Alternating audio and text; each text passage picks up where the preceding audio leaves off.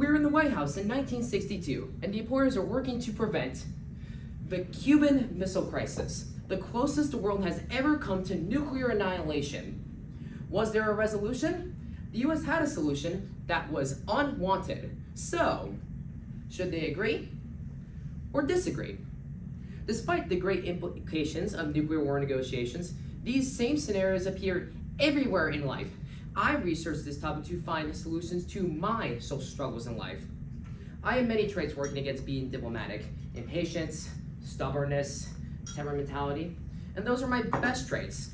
Therefore, studying the art of diplomacy is a way to fix our problems and become better humans. On one hand, we have relations between countries. Diplomats in fancy suits negotiate in a musty room at geopolitics surrounded by hectic staff. But there is also more intimate diplomacy, negotiating weekend plans or attempting to get hundreds on late assignments. International diplomacy and local diplomacy implement the same basic traits. Diplomacy, the skill of dealing with people sensibly and effectively, will not only change your life when applied right, history has already been changed because of it. But first, before we begin the fun, we cannot go after the sun. We need a ground rule. Thankfully, it is easy. An ancient Chinese philosopher, Zhuangzi, declared that there is a wise rule of thumb for international relations: always to speak the truth and never to embellish it. In this way, you will avoid much harm to yourselves. The words of the Chinese philosopher demonstrate a simple foundation of diplomacy: honesty. When we are constantly honest to others, the bonds can be formed. Then we will be able to negotiate complicated issues for a common goal. I do this with my rowing coach all the time.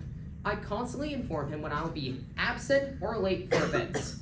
Consequently, I have a high standing on my team and a leadership position because I have gained trust from authority figures.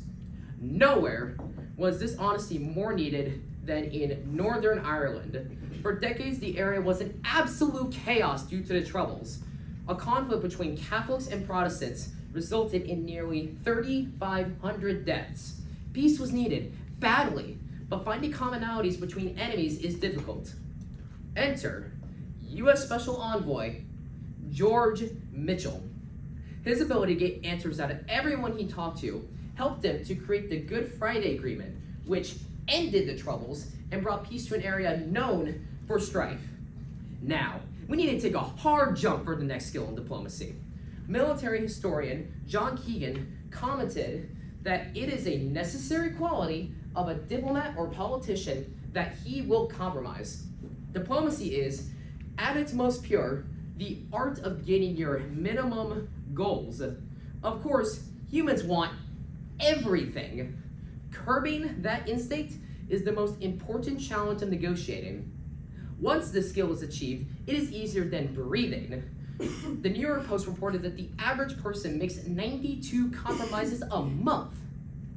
For example, if you take a look at the northern US border, you will notice that it is a long, perfect line. This is due to international diplomacy. In the 1840s, the US and the UK needed to resolve a dispute over the Oregon Territory. The British and Americans each had their own ideas for a border that they would not budge on. Deadlock ensued. US President James K. Polk resolved the situation. He first claimed the whole Oregon Territory before backtracking to the original American proposal. The British at that point changed their mind and took the American offer. In exchange for letting a British company operate in the Columbia River and stopping the border at the nearest strait, the British agreed to a border on the line of the 49th parallel. Through clever compromise, the US got what they wanted. Now, I would like to return to the Cuban Missile Crisis before the world ends. The US ultimately agreed to the deal offered by the Soviets, where they had to remove their missiles from Turkey and never invade Cuba. Diplomacy has helped avert nuclear war. Diplomacy has brought peace to a war-torn island. Diplomacy has fixed land disputes. That art of being able to deal with people sensibly and effectively is what will move us forward in our lives. Lacking diplomacy in your actions is squaring the circle. Progress is impossible. Raise your hand if you prefer to solve problems through careful diplomacy and sensitive conversation. A lot of people, good. If that is your belief, then I ask, why not put it into practice now? Would you rather prefer to have all your problems fixed by a better character and peaceful interaction? Or would you instead want to have your anger cause multiple unsolved problems? Honest, adaptable individuals will make the world a better place. Be diplomatic, change the world. Thank you.